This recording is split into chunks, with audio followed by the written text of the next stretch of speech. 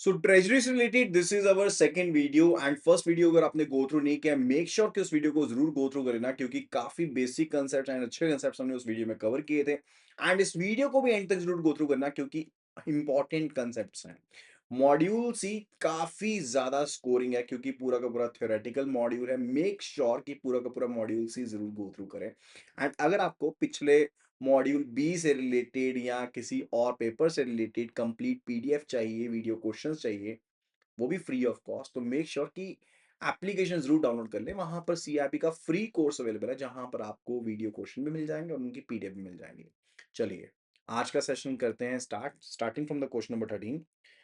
Globalisation has profoundly impacted the functioning of domestic financial markets and bank treasuries by integrating them in with the global markets. This integration has led to major three changes in the operational environment. Which of the following is not one of the threefold impacts of globalization explicitly mentioned? Domestic interest rates becoming influenced by global interest rates tends to trends due to cross-border capital flows. Option A is absolutely true.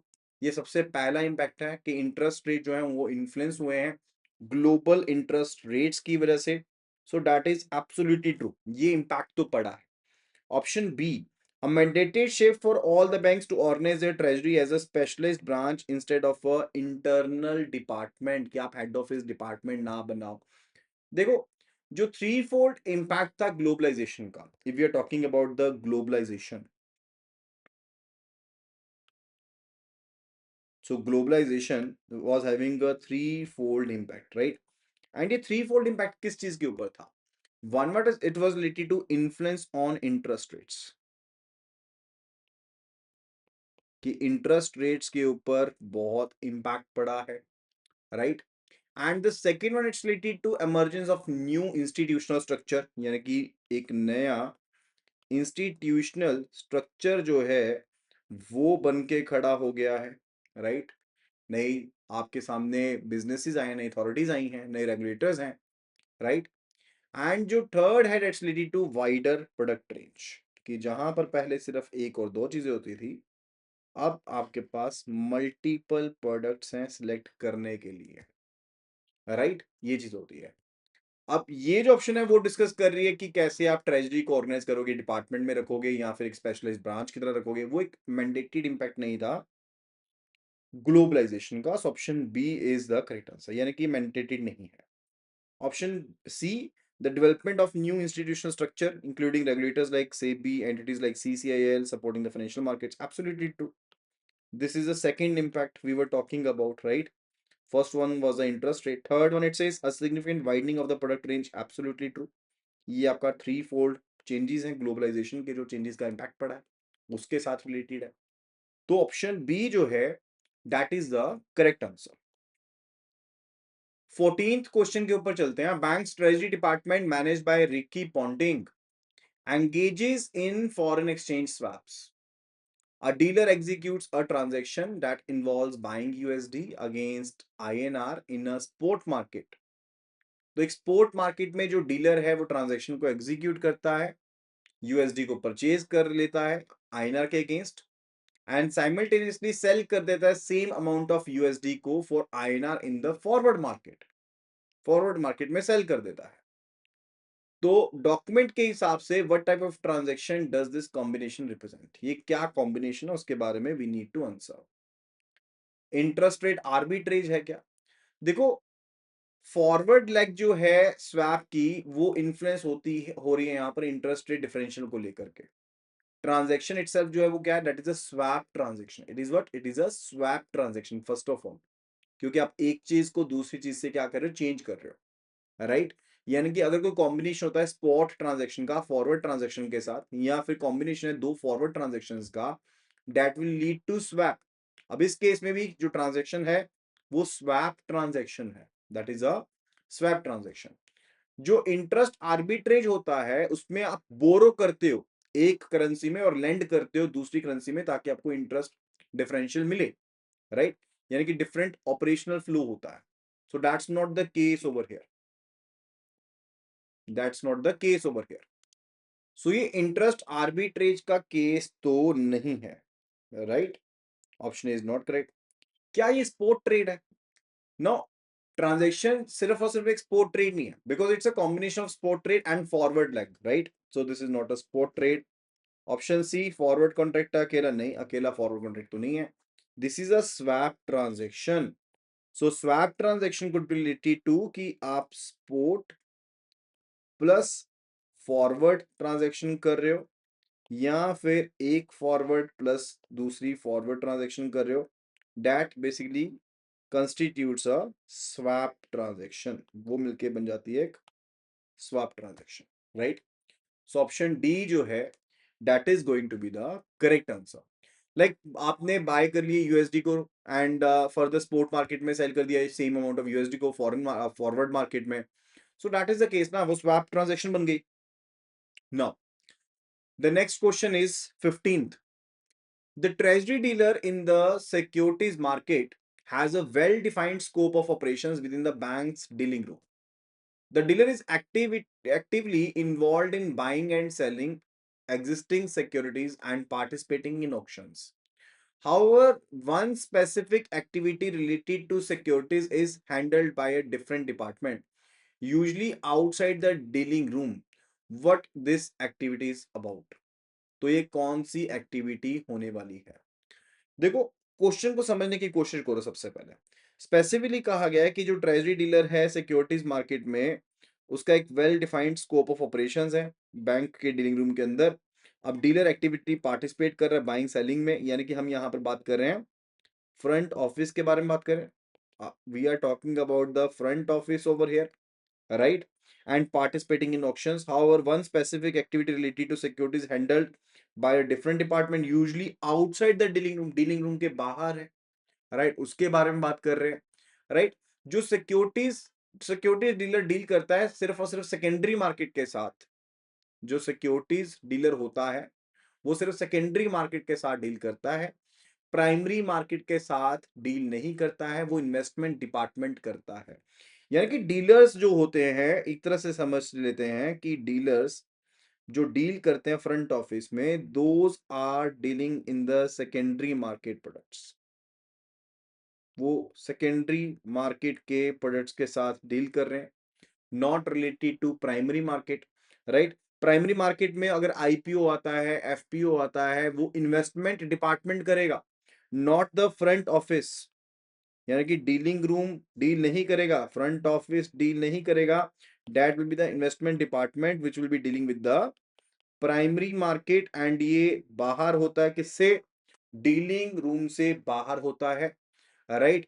Because ये activities के case में आपको credit risk appraisal की detailed required होती है, requirement होती है।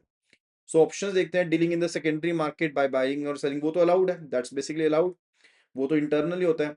Participating in the periodic auction of the government securities and the treasury bills conducted by the reserve Bank of India, ये भी डीलर का ही फंक्शन है, right? So this is also allowed. Subscribing to primary market issues which requires credit risk appraisal and examination of the issue for terms, absolutely correct। ये किसका काम है? This is related to the investment department. ये investment department का काम होता है कि प्राइमरी मार्केट में डील करना है, क्योंकि इन एक्टिविटीज में डिटेल्ड क्रेडिट रिस्क अप्रेजल चाहिए होता है। और अगर आप बैंक के एसएलआर को मैनेज कर रहे हो, जैसे कि ऑप्शन डी कह रही है, by investing in approved government securities, that's also related to the dealer. For जो डीलर्स होते हैं उनका ही काम होता है, right? So that's also not related to it. So option जो है यहाँ पर C is the correct answer. Now let's move toward 16th question. The Reserve Bank of India uses government securities as a primary tool to manage liquidity in the banking system and influence interest rates. When the RBI wants to absorb excess liquidity from the market, it conducts a specific operation. What is this operation and how does it achieve its objective? Reserve Bank of India जो है वो government securities को एक primary tool की तरह इस्तेमाल करती है, गवर्नमेंट सिक्योरिटीज को, ताकि लिक्विडिटी को मैनेज कर ले बैंकिंग सिस्टम में, इंटरेस्ट रेट को इन्फ्लुएंस कर ले। जब आरबीआई एब्जॉर्ब करना चाहती है लिक्विडिटी को, ठीक है, एब्जॉर्ब का मतलब क्या होता है कि ऑलरेडी हमारी मार्केट जो है लेट्स से उसमें एक्सेस लिक्विडिटी अवेलेबल है, right, access liquidity is available. अब यहां पर आरबीआई है जिसने गवर्नमेंट सिक्योरिटीज को ये खरीदेगी या बेचेगी, it will be selling the government securities. अब जब हम गवर्नमेंट सिक्योरिटीज को Reserve Bank of India sell करेगी तो लोग पैसा देंगे एंड जो मनी है वो यहां पर एब्जॉर्ब हो जाएगी मार्केट से, दैट इज द केस, ये चीज होने वाली है। सो ऑप्शंस देखते हैं। It conducts reverse repo auctions under the LAF to absorb the liquidity। देखो रिवर्स रेपो भी एब्जॉर्ब करता है लिक्विडिटी को, make sure you should be knowing this कि आप रिवर्स रेपो का इस्तेमाल कर सकते हो। जैसे कि बैंक्स को पैसा चाहिए होता है तो वो रेपो के थ्रू लेते हैं, लेकिन जब पैसा ज्यादा होता है उनके पास तो अपना एक्सेस मनी को रख देते हैं आरबीआई के पास, ठीक है, दैट इज रिवर्स रेपो। उससे भी पैसा आपका मार्केट से बाहर आता है, आरबीआई के पास आता है। सो एब्जॉर्ब का काम, एब्जॉर्प्शन का काम यहां पर ये रिवर्स रेपो ट्रांजैक्शन भी करती है, राइट। क्वेश्चन यहां पर ये है ब्रॉडर पॉलिसी टूल के बारे में, जहां पर गवर्नमेंट सिक्योरिटीज के बारे में बात की जा रही है। So that is not the reverse repo transaction under the liquidity adjustment facility, उसके बारे में हम बात नहीं कर रहे हैं। Option A is not the correct answer. Option B, it conducts open market operations, बिल्कुल सही है, open market operations by buying back. अगर बायबैक कर लेंगे फिर तो मार्केट में और पैसा आ जाएगा, ठीक है। सो बाइंग बैक तो तब होता है जब हमने मार्केट में पैसा डालना है, तो वो तो डेफिनेटली ऑपोजिट हो जाएगा। So that is not even the case. Option C, it conducts open market operations by selling securities in the market to absorb the liquidity, absolutely true. Option C is the correct answer here, ठीक है। Option D क्या कह रहा है, that it lowers the statutory liquidity return. अब अगर SLR कम कर देगी गवर्नमेंट, अगर आरबीआई ने एसएलआर को कम कर दिया, लेट से पहले 19% थी और अब कर दिया 18% कर दिया, तो बेसिक इंपैक्ट क्या होएगा कि बैंक्स को अपने नेट डिमांड टाइम लायबिलिटी का पहले 19% मेंटेन करना पड़ रहा था, अब कम मेंटेन करना पड़ रहा है, यानी कि कैश तो अब एक्सेसिव हो गया बैंक्स के पास ऑपोजिटली। तो ये तो एब्जॉर्ब थोड़ा ना करेगा, तो ये तो इंक्रीज कर देगा, अगर लिक्विडिटी को और इंक्रीज कर देगा। अगर एब्जॉर्ब करना ही था तो एसएलआर को बढ़ाते, उसको कम थोड़ी ना करना था, ठीक है। तो ऑप्शन डी भी करेक्ट आंसर नहीं है। Now this is the second batch we are starting. So total हमारे पास 48 क्वेश्चंस हैं and 16 questions we have covered. This is a second batch, so we can name it 17th question. I'll be naming each and every question, don't worry, right? A bank's risk management committee is discussing the potential downsides of increased capital inflows into the domestic economy following globalization. तो bank की risk management committee discuss कर रही है भाई कि क्या नुकसान हो सकते हैं अगर कैपिटल फ्लो बढ़ जाता है डोमेस्टिक इकोनॉमी में, क्योंकि ग्लोबलाइजेशन हो गई है। अब हेड ऑफ ट्रेजरी जो है जो रूट, वो क्वेश्चंस करते हैं, वो बेसिकली साधन करते हैं कि ये जो फ्लो है वो हमारे डोमेस्टिक रिसोर्सेज को सप्लीमेंट तो करेंगे, लेकिन इससे रिस्क भी पैदा होंगे। What specific type of risk arises from sudden fluctuations in the foreign portfolio investment? अगर एफपीआई में पैसा एकदम से ज्यादा आ गया तो ये फ्लक्चुएशन से क्या नुकसान हो सकते हैं और प्राइमरी कंसीक्वेंस क्या हो सकते हैं, उसके बारे में वी नीड टू टेल। सबसे पहला ऑप्शन है क्रेडिट रिस्क बन सकता है। देखो क्रेडिट रिस्क होता है जब डिफॉल्ट होगा। So credit risk is specifically related to default, जब कोई बोरोअर डिफॉल्ट करेगा उससे रिलेटेड है, राइट। अब ये तो चीज नहीं हुई ना यहाँ पे, अगर आप सिस्टमिक बेसिकली इश्यूज होते हैं वो पैदा होंगे, not related to credit risk, तो ये तो नहीं होने वाला। ऑप्शन ए तो गलत हो गया। ऑप्शन बी कह रहा है ऑपरेशनल रिस्क पैदा हो सकते हैं ना, operational risk is about the failure of internal processes people और सिस्टम्स, राइट। तो ये भी नहीं है, option B is also not correct. Option C says systemic risk, absolutely true. अब सिस्टमिक रिस्क एब्सोल्युटली क्या है, इसको समझने की कोशिश करते हैं। अगर आपके पास एकदम से जो पोर्टफोलियो इन्वेस्टमेंट्स हैं वो एकदम से ज्यादा हो जाएंगी या एकदम से कम हो जाएंगी, तो आपके स्टॉक प्राइसेस, आपके इंटरेस्ट रेट, आपके एक्सचेंज रेट एकदम से बढ़ेंगे, एकदम से कम होंगे, यानी कि वॉलेटिलिटी इंक्रीज हो जाएगी, यानी कि इन्वेस्टर्स का रिस्क इंक्रीज हो जाएगा। एंड साथ ही साथ जो डोमेस्टिक इकोनॉमी है वो नुकसान वाली हो जाएगी, उसमें सिस्टमिक रिस्क पैदा हो जाएगा, जो कि पैदा हुआ है फॉरेन एलिमेंट्स की वजह से, फॉरेन कंट्रीज की वजह से। तो डेफिनेटली ये डायरेक्ट लिंक करता है कि वॉलेटाइल पोर्टफोलियो हो जाएगा, पोर्टफोलियो फ्लो हो जाएगा, सिस्टमिक रिस्क आएगा एंड उसके यही कंसिक्वेंस होंगे, ठीक है। सो ऑप्शन जो सी है that is absolutely the correct answer. Systemic risk where a sudden rise or fall in portfolio investments increases the volatility of stock prices, interest rates and the exchange rates. Option D कहता है liquidity risk हो जाएगा भाई कि where the domestic economy runs out of foreign currency reserves to pay essential imports. See, अगर बहुत ज्यादा capital outflow हो गया वो कंपनी के बैलेंस ऑफ पेमेंट्स के ऊपर इंपैक्ट डाल सकता है. लेकिन यहां पर हम फोकस कर रहे रिलेटेड टू वॉलिटिलिटी तो मार्केट इंडिकेटर्स प्राइसेस के ऊपर रेट्स के ऊपर फोकस कर रहे हैं. तो specifically we are talking about the portfolio investments क्योंकि right we are not talking की लिक्विडिटी बाहर जा रही है उसके बारे में बात नहीं कर रहे. So option D is not correct. Question number 18th. It says an importer whose business is managed by Babar Azam needs to buy euro against USD. एक इंपोर्टर है जिनका बिजनेस मैनेज किया जाता है बाबर आजम के द्वारा. They need to buy euro against USD but wants to lock in exchange rate for a transaction that will occur in 3 months. अब rate को ब्लॉक करना चाहते हैं. बैंक की ट्रेजरी उनको एक फॉरवर्ड रेट कॉट करती है. According to the principles outlined in the document, how is this forward rate fundamentally determined? देखो फॉरवर्ड रेट के बारे में आपको बताता हूं मैं. सिंपल सी चीजें हम पहले डिस्कस कर लेते हैं. Let's say we are talking about the forward rate. ये फॉरवर्ड रेट किस चीज से बनता है? ये स्पोर्ट रेट से बनता है. स्पोर्ट रेट रहेगा एंड इसमें प्लस माइनस प्रीमियम होगा तो ये प्लस हो जाएगा और अगर ये आपके पास डिस्काउंट है तो ये सब्ट्रैक्ट हो जाएगा. ठीक है. और ये प्रीमियम और डिस्काउंट हम क्या कर रहे हैं? It's about the forward points. It's about the forward points. And ये जो फॉरवर्ड पॉइंट होते हैं इनका एक सिंपल सा फॉर्मूला है. दीज आर इक्वल टू जो भी आपका स्पोर्ट रेट था मल्टीप्लाई जो भी इंटरेस्ट रेट डिफरेंशियल यानी कि दो करेंसीज के बीच में जो डिफरेंस है इंटरेस्ट रेट का जो भी आपका पीरियड फॉरवर्ड पीरियड है forward period divided by interest rate है तो डिवाइडेड बाय 100 हो जाएगा. फॉरवर्ड पीरियड है तो डिवाइडेड बाय 365 हो जाएगा. नंबर ऑफ डेज के हिसाब से हो जाएगा. राइट क्योंकि फॉरवर्ड पीरियड अगर डेज में तो ठीक है. So this is the formula about right. अभी ऑप्शंस को देखते हैं. It is based on the simple average of the spot exchange rate over the last 90 days. तो ऐसा तो कुछ भी नहीं है कि जो कैलकुलेशन होती है फॉरवर्ड रेट किस तरह से अराइव होते हैं इंटरेस्ट रेट डिफरेंशियल्स के बेस पर अराइव होते हैं एंड स्पॉट एक्सचेंज रेट से उनको प्लस माइनस किया जाता है. मैंने आपको बताया ना तीन चीजें होगी. For spot rate interest rate differential forward rate ये तीन चीजों के ऊपर डिपेंडेंट है. So this is not the case. Option B. It is determined by the central bank's forecast of the future spot rate and is published daily.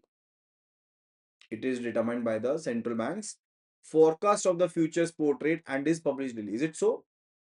See, जो forward rate होते हैं, those are determined by the market forces. These are determined by the market forces. कोई agency नहीं है जो इसको करती है, राइट? कोई एजेंसी इनको नहीं बताती है. कोई सेंट्रल बैंक इनको फोरकास्ट नहीं करता है. सेंट्रल बैंक इंटरवीन कर सकते हैं स्पोर्ट मार्केट में लेकिन वो फॉरवर्ड रेट को सेट नहीं कर सकते कमर्शियल ट्रांजैक्शंस को लेकर के. सो this is not the case. It is derived from the interest rate differentials between the two currencies which are then added to or subtracted from the spot rate. Absolutely true because here we are talking about the forward points जिनको plus minus किया जाता है. Right. So option C is absolutely the correct answer. Now let's move toward the question number 19. The back office of a bank's treasury supervised by Shakib Al Hassan plays a critical role in the settlement of deals struck by the front office dealers.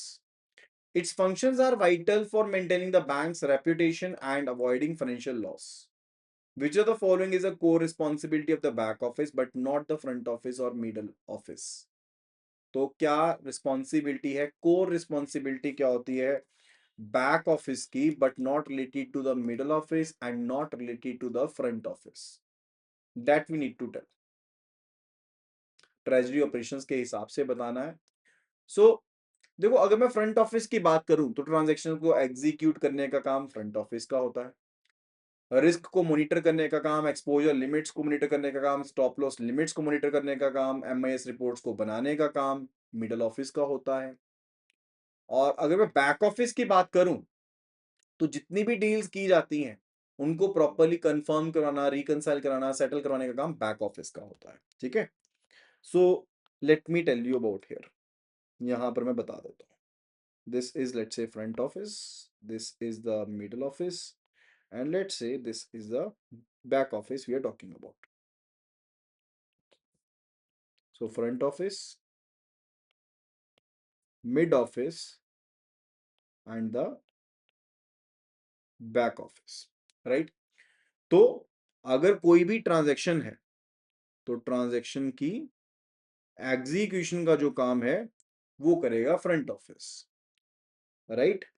अगर मैं कहूं कि risk को monitor करने का काम है, वो है मिड ऑफिस का काम।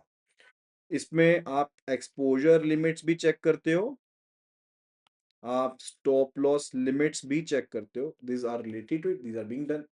इसके अलावा MIS reports, management information system में डाटा डालना, वो रिपोर्ट्स जनरेट करना सीनियर मैनेजमेंट के लिए, वो भी नहीं का काम है। No, back office is something related to कि आपने जो डील्स हैं, राइट, जो भी डील्स हुई हैं उनको कंफर्म करना है कि कंफर्म हो गई हैं, उनकी सेटलमेंट प्रॉपर हो गई है, उनकी रिकंसिलेशन जो है वो सारा काम किसके पास है? बैक ऑफिस के पास है, right?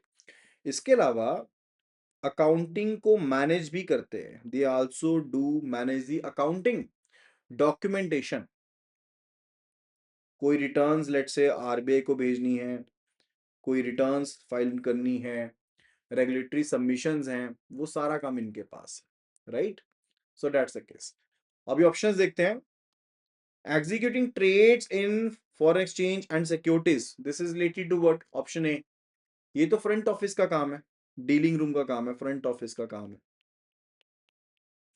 Monitoring the treasury's exposure against the preset limits, this is related to the mid office, ये मिड ऑफिस का काम हो गया।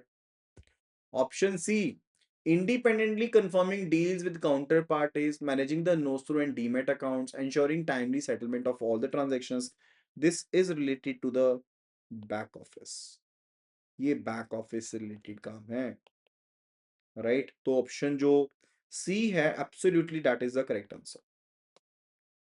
Option C is absolutely the correct answer, right? चलिए अभी चलते हैं नेक्स्ट क्वेश्चन पर, क्वेश्चन नंबर 4 पर। A commercial bank facing a temporary shortage of funds decides to participate in the RBI's liquidity operations. The bank sells eligible government securities to the RBI with a commitment to repurchase them the next day. This transaction allows the bank to avail liquidity from the central bank, which specific mechanism it is. देखो यहां पर ना option A में बता दिया OMO.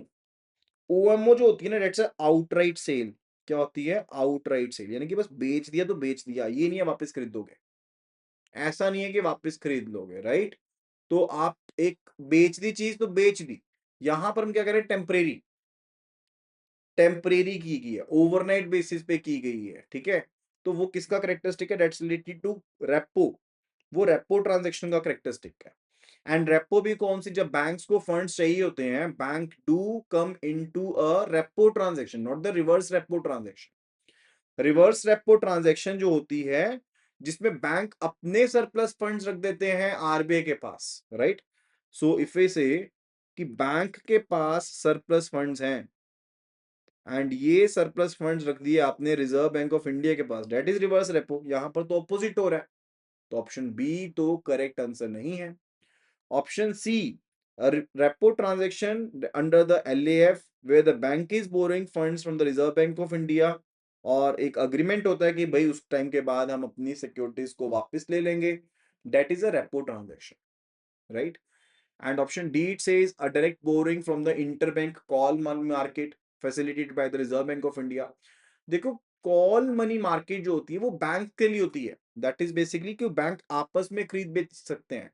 Interbank market होती है, call money market जो होती है, like we are having the call money market, ठीक है, notice money market and term money market, ये तीन होती हैं इंटरबैंक मार्केट्स होती हैं मनी मार्केट्स।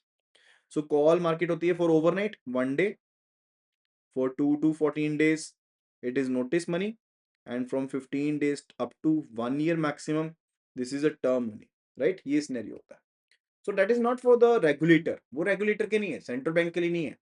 अब आरबीआई डेफिनेटली ऑपरेशंस को इन्फ्लुएंस करता है, कॉल रेट को इन्फ्लुएंस करता है, ट्रांजैक्शन जो है डिस्क्राइब करता है, लेकिन इंटरबैंक मार्केट में एज सच डायरेक्टली डील नहीं करता है। अब क्वेश्चन फिफ्थ पर चलते हैं। An integrated treasury is said to fulfill three distinct but interconnected roles of the bank.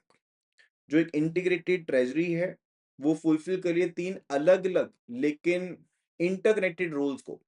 One role involves managing the bank's day to day cash flows and ensuring compliance with regulatory reserves requirements.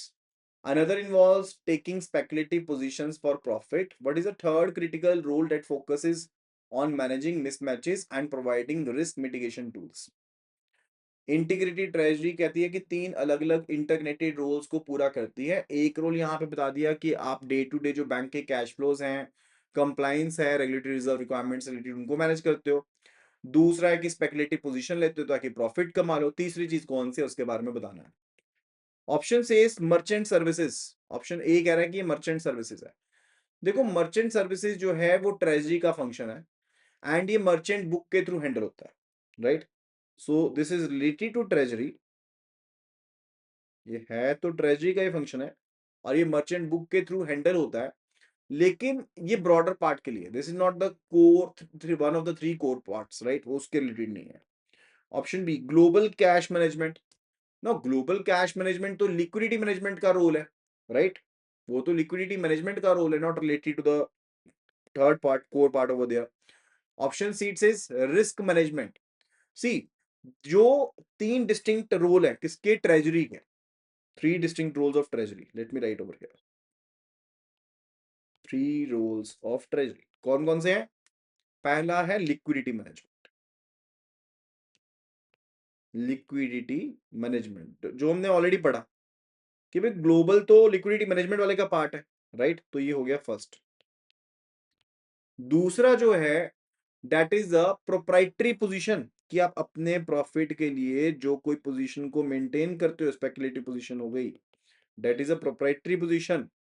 And third जो होता है that's related to risk management, यानी कि asset liability mismatch को bridge करना, risk को manage करना, that is the part which is played by the risk management. तो ट्रेजरी जो होती है वो हैजिंग के पर्पस के लिए भी तो चीजें करती है, अपनी पोजीशन को होल्ड करना for clients, for corporates, for itself on, right?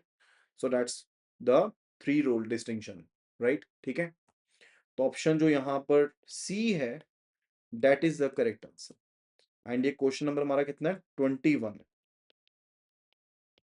This is the question number 21, that last one was 20th।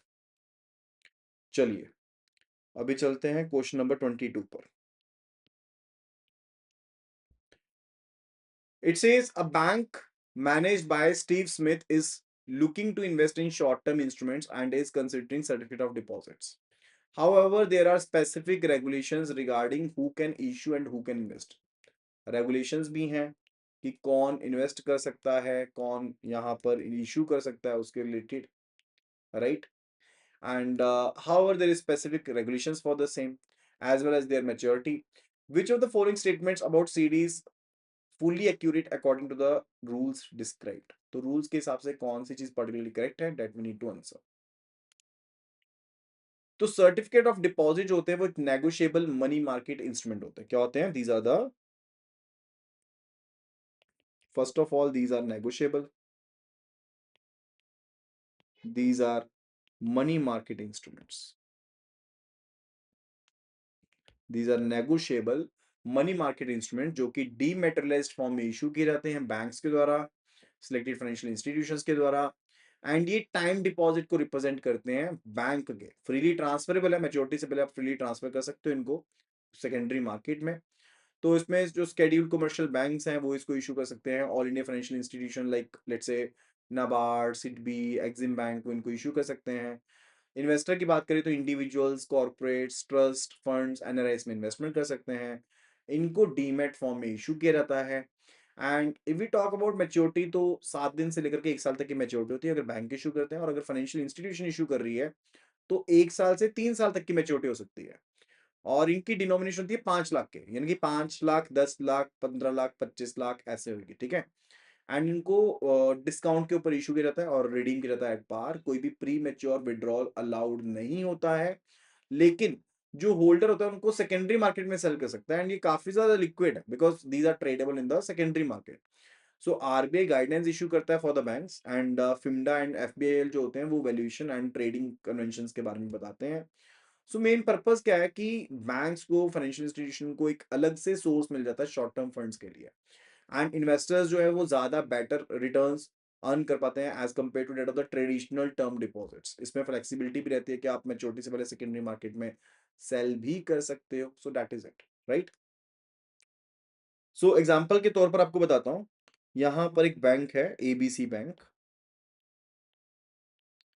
तो ये एक सीडी को इशू कर सकते हैं जिसकी मैच्योरिटी जाएगी from 7 days to 1 year। Let's say ये 1 करोड़ की सीडी है और इस 1 करोड़ की सीडी को इन्होंने इशू किया है। ये फेस वैल्यू तो इसकी 1 करोड़ की है, लेकिन इसको इशू किया है किस पे, 98 लाख पे। और 1 साल के बाद जो इन्वेस्टर है, लेट्स से इन्वेस्टर है, उसको फिर से मिल जाएंगे, उसको मिल जाएंगे 1 करोड़ पे। तो ये इंट्रिंसिक, ये जो यील्ड है ना कि इशू किया था 98 पे और मिले 1 करोड़ पे, this is the intrinsic yield. This is the intrinsic yield, correct है। ये सिनेरियो होता है। अभी ऑप्शंस देखते हैं। CDs can be issued by all the banks including the regional rural banks and have a maturity, maximum maturity of 3 years। Is it so? देखो, RRBs जो होते हैं वो एक्सक्लूडेड है, ठीक है, वो एक्सक्लूडेड है, वो इशू नहीं कर सकते। और बैंक्स के लिए जो मैक्सिमम मैच्योरिटी रहती है that is for 1 years, not up to 3 years। वो फाइनेंशियल इंस्टीट्यूशंस के लिए है, लाइक नाबार्ड, सिडबी एटसेट्रा, उनके लिए 1 साल से 3 साल। सो ऑप्शन ए तो करेक्ट नहीं है। NRIs can invest in CD, NRIs invest कर सकते हैं, एनआरआईज इन्वेस्ट कर सकते हैं, लेकिन वो फ्रीली रिपेट्रेबल नहीं होगा, नॉन रिपेट्रेबल बेसिस पे। नॉन रिपेट्रेबल बेसिस क्या होता है कि भाई पैसा एज इट इज सीधा वापस नहीं लेके जा सकते, नॉन रिपेट्रेबल बेसिस पे इन्वेस्ट कर सकते हो, ठीक है। एंड कोई भी लोन या बायबैक अलाउड नहीं है, कोई लोन अलाउड नहीं है, कोई बायबैक अलाउड नहीं है। ऑप्शन बी गलत हो गया। Minimum denomination for CD is not ₹1 lakh, it is 5 lakh rupees. And issuers जो है उनको बायबैक नहीं कर सकते हैं, उनको ट्रेड कर सकते हैं सेकेंडरी मार्केट में। That is not also true. Option C is not true. Option D, CDs are issued by scheduled commercial banks excluding RRBs and LABs at a discount with maturity from 7 days to 12 months by the banks। Absolutely true, बिल्कुल सही है, ठीक है। तो option D जो है that is the correct answer, that is going to be the correct answer here. Now the question number 23rd, question number 23rd, a bank's treasury profits can be categorized into conventional and contemporary sources। Bank के जो treasury profits होते हैं उनको हम conventional बोल सकते हैं, उनको हम कंटेम्पररी बोल सकते हैं। सोर्सेज हैं आपके पास प्रॉफिट के। A significant portion of banks' other income has traditionally come from the spread between the buying and selling foreign currency to its exporter and importer clients. Which category of profit sources does this activity belong to? कौन सी sources को ये activity belong करती है? That we need to answer.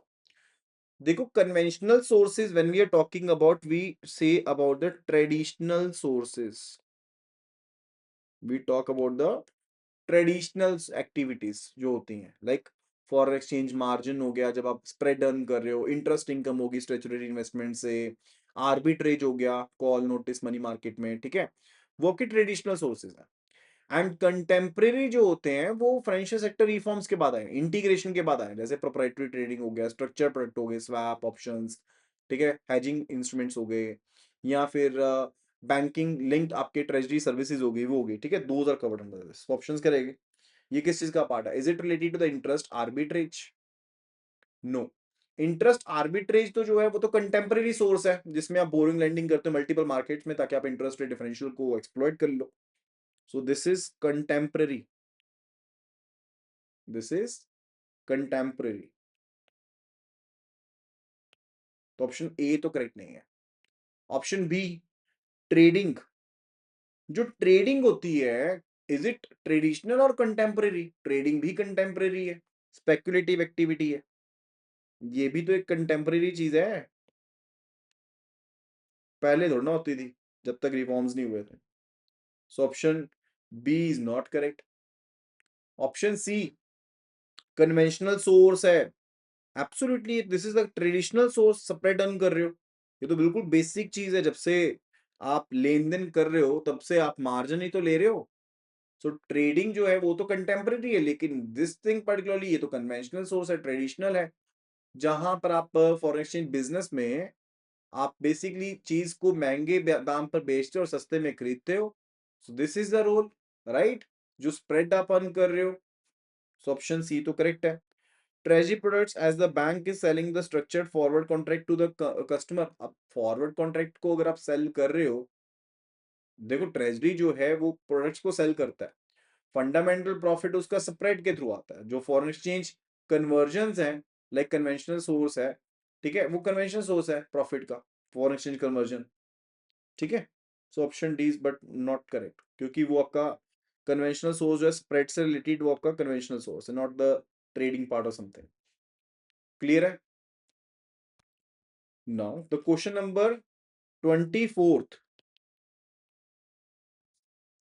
A bank in India managed by Rashid Khan has discounted a series of export bills for a client, right? To improve its own liquidity and capital adequacy ratio, the bank approaches another bank with surplus funds to refinance these bills. This second bank agrees, taking recourse to the first bank. What is a treasury product called? And what is the primary benefit for the secondary bank? बहुत ही प्यारा सा question है, समझने की कोशिश करना।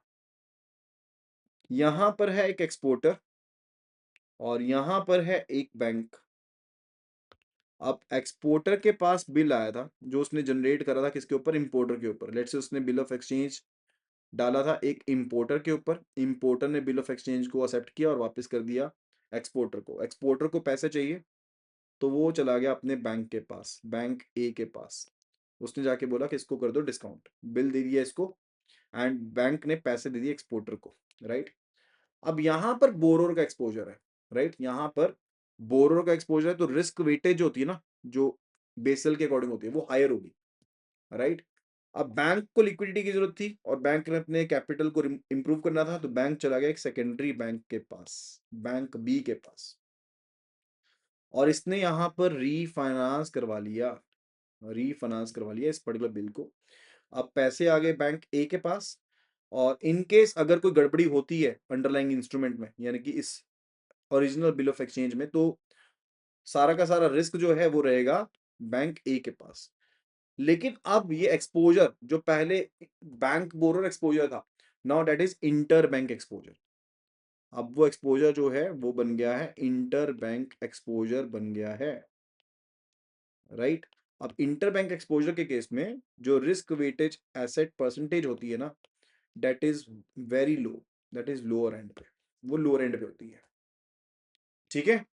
तो सारा का सारा फंडा समझ में आ गया। आप ऑप्शंस देखते हैं। Rediscounting of the foreign bills, the benefit is earning a high yield with direct recourse to the exporting client. देखो रिकोर्स जो है वो बोरिंग बैंक के ऊपर, एक्सपोर्टिंग क्लाइंट के ऊपर ही नहीं है। ये क्रिटिकल डिस्टिंक्शन है जो लो रिस्क बना देगी। इंटरबैंक प्रोडक्ट हो गया ना, तो डेफिनेटली इंटरबैंक एक्सपोजर जो होता है वो comparatively risk weighted asset percentage आपकी कम होती है। ठीक है, तो ऑप्शन ई गलत हो गया, दैट्स नॉट द केस, क्योंकि एक्सपोर्टिंग क्लाइंट के ऊपर नहीं है, एक्सपोर्टिंग बैंक के ऊपर, जो आपका डिस्काउंटिंग बैंक है उसके ऊपर है। ऑप्शन बी, बिल रीडिस्काउंटिंग कहेंगे इसको, एब्सोल्युटली प्राइमरी, इसको बेसिकली हम क्या कहेंगे, ट्रेजरी प्रोडक्ट को क्या कहते हैं, इसको बिल रीडिस्काउंटिंग ही कहेंगे ना इसको, ठीक है।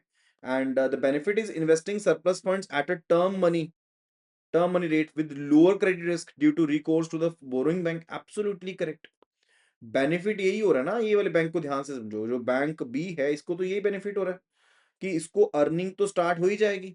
नाउ इट्स अर्निंग, इसको तो अच्छा रेट मिल गया यहाँ पर, और क्रेडिट रिस्क कम है। क्रेडिट रिस्क क्यों कम है?